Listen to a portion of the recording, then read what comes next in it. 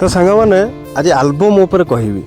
आपण मैंने साधारणतः जानी थे आल्बम गोटे एमतिया जिनस आज्ञा जो 10 वर्ष पर आम से आल्बम खोजु आल्बम रे किसी फोटो देखू आमर सब पुराना स्मृति मन पड़े तो से भाई जिनस गोटे आज देखिली जहाँकि आपण मान सेयार करी।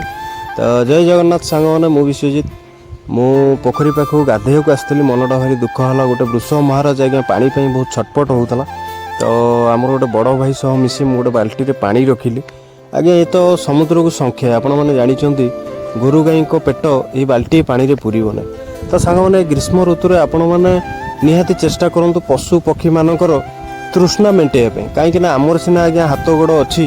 आम पानी टी पी पारुचे किंतु से मानकर तो नहीं ना से माने ग्रीष्म दिन में बहुत हैरान होचन कहीं पोखरी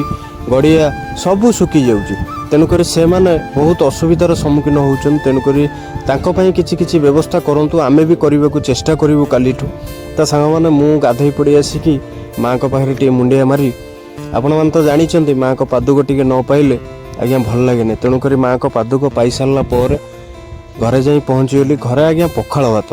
आपण मैंने भल भाव जानते खरा दिन सारा आज्ञा पखाड़ भात। तो सांग मैंने खाइबा उपर गोटे जिनस कह आपण मैंने सब चेष्टा करूँ बर्तमान जो खरा दिन गरम दिन में नॉनभेज अवॉइड करूँ चिकेन